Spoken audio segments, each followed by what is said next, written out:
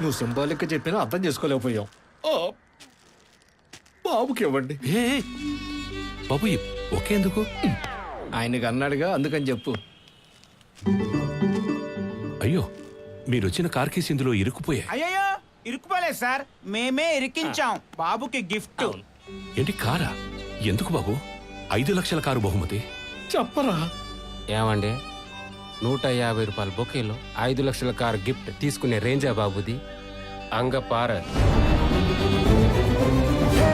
Toyota Fortuner 7 seater Legender వచ్చేసింది. అది కాదురా, నేను జడ్జిగా ఉన్నప్పుడు ఎన్నో కేసులు గెలిచినా కూడా చిన్న పెన్ను కూడా గిఫ్ట్ తీసుకోలేదు. ఏమండే, పెన్నులు పెన్సిల్ ఎరేజర్లు గవర్నమెంట్ పోల్ స్టేషనరీ ఇస్తుంది కదా, దాంతో పోల్చకండి దీన్ని. రే, గిఫ్ట్ చిన్నదైనా పెద్దదైనా తీసుకోవడం అలవాటైతే మరో కేసులో మరో గిఫ్ట్ ఎక్స్పెక్ట్ చేస్తాడు మావాడు. నాన్నగారు, వాడిని చెడగొట్టు. నాన్నగారు, నాన్నగారు, నమస్కారం బాబు. వాళ్ళు ఇచ్చే ఫీజే వద్దన్నప్పుడు గిఫ్ట్ ఎలా ఎక్స్పెక్ట్ చేస్తాను చెప్పండి. అయినా మీరు నన్ను ఇంతప్పటి నుండి ఏం చెప్పి పెంచారు? అన్యాయానికి గురైన వాళ్ళని న్యాయ హక్కును చేర్చి న్యాయబద్ధంగా వాళ్ళు ఇచ్చే ఫీజు 1116లతో నెల మొత్తం ఎలా గడపాలని నేను ప్రాక్టీస్ చేస్తుంది కూడా అదే కదా. అబ్బో, అయినా నిన్న మీకేం చెప్పానయ్యా? ఏం చెప్పారండి? ఏం చెప్పారు? నేను సెటిల్ చేసిన కేసులో మీకు కొన్ని కోట్ల రూపాయలు వచ్చినా కూడా మొత్తం మీరే అనిపించాలి, కానీ నాకు ఒక్క రూపాయి కూడా ఇవ్వకూడదని చెప్పానా లేదా? చెప్తే ఎంత బాగుండే సార్. అంటే చెప్పలేదా మరి? చెప్పారు అంటున్నారు. మరి ఇప్పుడు ఇలాంటి గిఫ్ట్లు తీసుకొచ్చి మమ్మల్ని టెంప్ట్ చేస్తే ఎలా? అయితే తీసుకెళ్ళిపోమంటారా? తీసుకెళ్ళిపోరా. సెక్షన్ 5 ప్రకారం తీసుకెళ్ళిపో. సెక్షన్లు ఎందుకు ఇప్పుడు? ఆ సెక్షన్లు ఎందుకండి? మరి అలా చెప్పకపోతే మా నాన్ని నన్ను ఎలాగైనా ఒప్పించి ఇచ్చి వెళ్తారు కదా. ఓ, ఒప్పించి. ఇచ్చెళ్తాం. ఆ అయ్యా, ఇది మీకోసం కాదండి అయ్యా, మా కోసం, మా ఆనందం కోసం తీసుకోవాలి. అలాగే ఈసారి తీసుకున్నాను కదా అని నెక్స్ట్ టైం ఈ రేంజ్ రోవర్ తీసుకొచ్చా. ఫీజే మనం ఏం మాట్లాడుకున్నామో పేపర్లో రాసుకొని ముగ్గురు ఏలు ముద్దలే సంతకాలు పెట్టి మరీ ఇస్తాం. అంతే. ఓకే. ఈ బండ్లు కొట్టం మా వల్ల కాదు సార్. సార్, ముందు ఈ బొకే తీసుకోండి సార్. నానా, ఇలాంటివన్నీ ముట్టుకోవాలంటే కంపరంగా ఉంది. కళ్ళకు గంతలు కట్టున్న న్యాయదేవత ముందు మీరు న్యాయమైన తీర్పులు ఎలా ఇచ్చేవారో అలాగే కళ్ళు మూసుకొని న్యాయబద్ధంగా వీళ్ళు ఇస్తున్న కేసు తీసుకోండి. 6932 roll camera action. Order order. అయ్యా, ఈ నా కొడుకు మాస్క్ పెట్టుని చెప్పవయ్యా. క్షమించండి అయ్యా. ఒక తండ్రిగా నీ కొడుకు ప్రవర్తన గురించి నువ్వెలా ఫీల్ అవుతున్నావు? చెప్పు. చెప్పమంటే చెప్పవే, తెలగడ్డ వేసుకుని. నేను చెప్తాను యువర్ ఆనర్.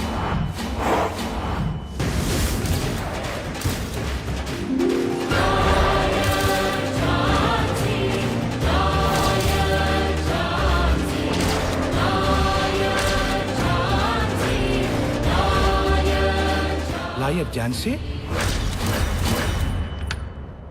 స్వయంగా మీరే వాదించడానికి వచ్చారమ్మా?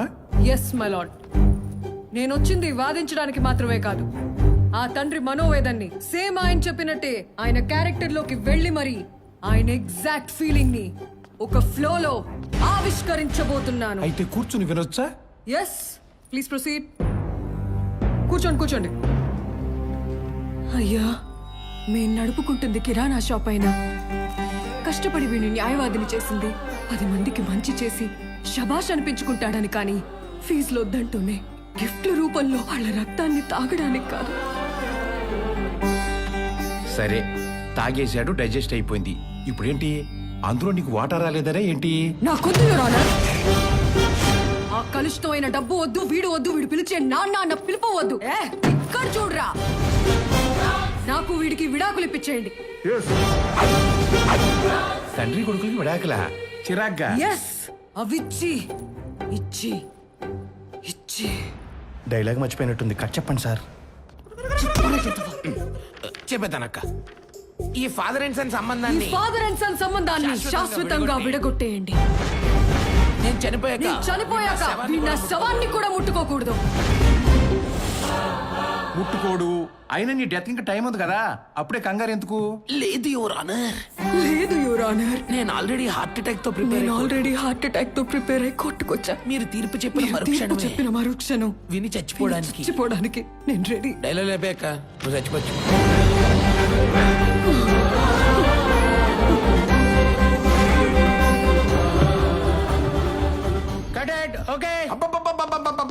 అరుపులు, అరాచకం, గగ్గోలు. ఒరే, అక్క యాక్ట్ చేసి హార్ట్ అటాక్ తో చనిపోతే మీరు చప్పట్లు కొట్టరా?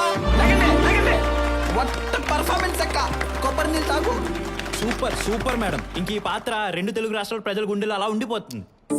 అక్కడ ఉంచడానికే కదా ఇక్కడ లేపేశావు. రైటర్ గా నేనేం చేయగలను తల్లి? వాళ్ళు ఎప్పుడు లేపేమంటే అప్పుడు లేపేయాలి. లేపుతావురా 24 గంటలు లేపడానికేగా నువ్వు కూర్చునేది. వీడితో మాట్లాడరా అక్క. డైరెక్ట్ వెళ్ళి ఆ ప్రొడ్యూసర్ డైరెక్టర్ ని ఎక్కి దిగద్దాం నువ్వు రాక్క.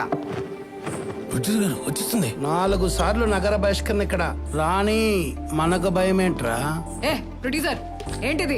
6932 ఎపిసోడ్లు. 10 సంవత్సరాల పాత్ర 15 ప్రారంభించిన నటన యాత్ర. ఎక్కడికి వెళ్ళినా లాయర్ ఝాన్సీ గారిని గుర్తింపు. అలాంటి పాత్రని ఇలా అర్ధాంతరంగా చంపేస్తారా? ఈ ఎపిసోడ్ చూసిన ఆడియన్స్ గుండెలు బాదుకొని ఏడవరా? నా చావును చూసిన లేడీస్ ఇళ్లలో అన్నం వండుతారా? ఉగుళ్ళతో కాపురాలు చేస్తారా? చెయ్యరు. అయితే నాకేంటి? కరోనా తర్వాత బడ్జెట్ వర్కౌట్ అవటం లేదని కాస్త రెమ్యునరేషన్ తగ్గించుకోమ్మా అంటే పెట్రోల్ రేట్ పెంచినట్టు పెంచేస్తావా? నిన్ను మేపింది సాల్దా అని ఈ ఎక్స్ట్రా 2 బ్లాక్ గాళ్ళు. రే ఇక్కడ చూడు, ఈ బెలూన్ ఎక్కడి నుంచి వచ్చిందిరా నీకు? నా ప్రొడక్షన్ ఫుడ్ తినే కదా. మరి నేను బక్కగానే ఉన్నాగా. నువ్వు లోపల లేకుండా బయట వేస్తున్నావురా. అమ్మాయి వాడు వదిలేసిన లంగాలన్నీ లుంగిలా కుట్టించుకొని పాత కాస్ట్యూములు కూడా మిగల్చట్లేదురా. మీ ఎక్స్ట్రాలు భరించలేకనే శాశ్వతంగా ఈ సీరియల్ నుండి మిమ్మల్ని లేపేశా. వాంటెడ్ గా తొక్కేస్తున్నా. రేయ్, తొక్కితే తొక్కించుకోవడానికి, నలిపితే నలిపించుకోవడానికి నేను ఉత్త ఝాన్సీని కాదు. లాయర్ ఝాన్సీరా. ఆ, నేను కోల్పోయిన కోటు మళ్ళీ మీ చేతులతో ఎలా వేయించుకోవాలో నాకు బాగా తెలుసు. ఒరే మా అక్క శపథం చేసినట్టే మీ బతుకులు ఇంకా బస్ స్టాండేరా. అయితే అదే బస్ స్టాండ్ లోకి వెళ్ళి అడుగుతానండి రా. వెళ్ళండి రా.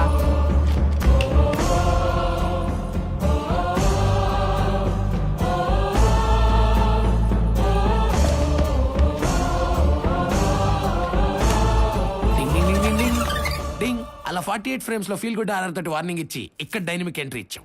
అంటే ఇప్పుడు నేనేం చేయాలి? అర్ధాంతరంగా హార్ట్ అటాక్ తెచ్చి నా పాత్రను చంపేసిన రైటర్ ప్రొడ్యూసర్ మీద సూట్ ఫైల్ చేయాలి. అగాగ, అంటే సీరియల్లో మీరు నటించిన పాత్రని మిడిల్లో లేపేశారని రియల్ కోర్టులో కేసు వేస్తున్నారు అంతే కదా? భలే క్యాచ్ చేశారండి మా అక్క చెప్పిన పాయింట్ ని. నిజం చెప్పండి, లాయర్ల చరిత్రలోనే ఇటువంటి కేసు అంటూ ఒకటి ఉంటుందని మీరు ఎక్స్పెక్ట్ చేయలేదు కదా. ఆహా. ఈ విషయం మా అక్క మాకు వచ్చే ముందే చెప్పిందిలేండి. అక్క ఏ సెక్షన్ తో కేసు పెట్టాలో చెప్పు. రాసుకోండి. రాసుకుంటారు. Criminal breach of trust, cheating under section 406 of Indian penal code.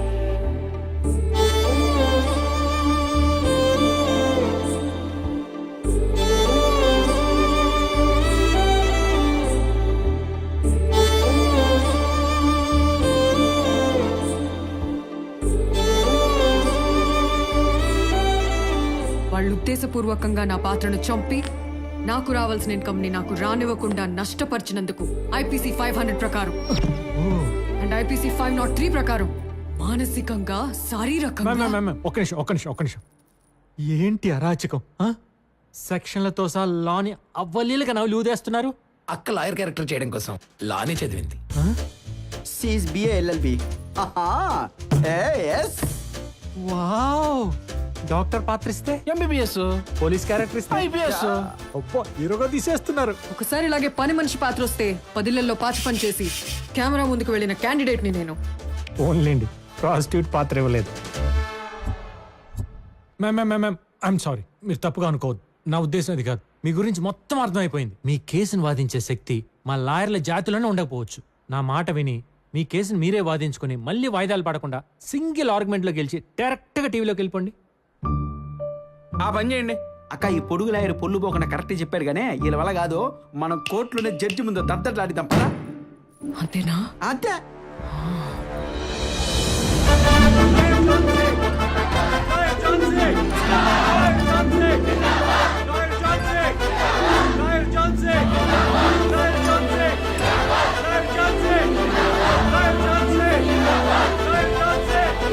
ఏంటి రచ్చ ఇలా చేస్తే లోపలే వేస్తారు.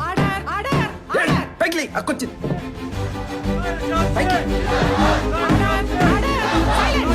Silence. Good morning your honour. I'll come straight to the point. ఈ డైరెక్టర్ ప్రొడ్యూసర్ కలిసి 10 ఏళ్ల పాటు జనం ప్రేమించిన ఓ న్యాయవాదిని చంపేశారు. అవునా? మర్డర్ జరిగితే మరి పోలీసులు ఏం చేస్తున్నారు? ఇందులో ఎఫ్ఐఆర్ కాపీ కూడా లేదే. ఉండవు మేడం, ఉండనివ్వం. కోర్టు ముందు పోలీస్ కాన్వాయ్నే లేపేసిన అడిగే పోలీసు వాళ్ళు లేరు. ఒక్క లాయర్ ఏంటి, పోలీసులు, డాక్టర్లు, ఐఏఎస్లు, ఐపీఎస్లు, ఇంజనీర్లు, ఏకంగా కొన్ని 100 మందిని లేపేశాం. మరీ ఇంత దారుణంగా ఒప్పేసుకుంటున్నారు? మీరంతా అప్రూవర్సా? కాదు క్రియేటర్స్. ఎంతో మంది మగాల్ని లేపేసిన మేడం, ఏ ఒక్క మగాడు కోర్టుకు తీసుకురావాలి. అలాంటిది ఈ లేడీ కిలాడి మీ ముందుకు తీసుకొచ్చింది. కిలాడియా? ఏయ్! మాటలు మర్యాదగా రాని పడక్క ఏమనుకున్నావు? ఈక కోస్తా చెప్తున్నా. వాళ్ళతో మీకేంట్రా? ఎందుకు తెస్తారు? వాళ్ళు చిన్న చిన్న క్యారెక్టర్లు వేసుకునేవాళ్ళు. వాళ్ళు లాయర్ ఝాన్సీ ఒకటేనా? చెప్పరా ఒకటేనా? ఏయ్, కొడక కిడ్నీ పిసుకుతా చెప్తున్నా. నువ్వు జయలలిత గారు ఓకే ఓకే. ఇంతకు మీరు మర్డర్ చేశామంటున్నది లాయర్ ఝాన్సీని మేడం. లాయర్ ఝాన్సీ అంటే నువ్వే కదా? Yes ma'am. టీవీలో ఇప్పుడు చూడలేదా? మ్యామ్, మన వాళ్ళు మీకు సరిగా బ్రీఫ్ చేసినట్లేదు. ఇవిడ కేసు పెట్టింది సీరియల్లో తన క్యారెక్టర్ లాయర్ ఝాన్సీ అనే పాత్రని సగంలో చంపేశారని. క్యారెక్టర్ ని చంపేశారని కోర్టుకి ఎక్కావా? Of course. మీకు సీరియల్స్ గురించి పెద్దగా నాలెడ్జ్ లేనట్టుంది. లేకపోతే ఇందాక అక్క వచ్చినప్పుడే చూసి లేచి నుంచి దండం పెట్టేవారు. అరే ఇందాక రాగానే కనుగుట్టి పైకి లేపా లేగలా కుల్లా. ఈగో ఏమో. అక్క నాయకత్వం వర్ధిల్లాలి. లాయర్ ఝాన్సీ నాయకత్వం వర్ధిల్లాలి. చూసారా మ్యామ్, ఇది నా ఫ్యాన్ ఫాలోయింగ్. నాది మామూలు పాత్ర కాదు. అందుకే దాన్ని చంపిన ఈ దుర్మార్గులకి 5 నెలల సాధారణ జైలు శిక్ష మరియు ఆ శిక్ష ఒక్కటి నాకు వదిలే, నేను వేస్తాను. ప్రొసీడ్. వేసేయండి వేసేయండి. ఈ కోర్టు షూటింగ్ ఇస్తారా? ఇస్తారు. రెంట్ ఎంత తీసుకుంటారు? ఆవిడని అడుగు, చెప్పుద్ది. అసలు బేస్లెస్ కేసును కోర్టుకు తీసుకువచ్చి పవిత్రమైన న్యాయస్థాన ఆవరణాన్ని కాసేపు షూటింగ్ వాతావరణంగా మార్చినందుకు కుమారి శిరీష మొదటి తప్పుగా భావిస్తూ లీగల్ కౌన్సిల్ వారికి ₹1,00,000 డొనేట్ చేయవలసిందిగా ఆదేశిస్తూ వారం రోజుల పాటు కోర్టులో జరిగే వాద ప్రతివాదనలను అబ్జర్వ్ చేయాలని, ఒక సీనియర్ లాయర్ దగ్గర జూనియర్ గా ప్రాక్టీస్ చేసిన తర్వాతే ఏ కేసు అయినా టేకప్ చేయాలని, మరియు న్యాయస్థానంలో ఆమె అసిస్టెంట్స్ ప్రవర్తనని తప్పుపడుతూ 10 రోజుల పాటు సరిపోదు, 1 నెల రోజుల పాటు సాధారణ జైలు శిక్ష విధిస్తూ ఉత్తర్వులు జారీ చేయడమే.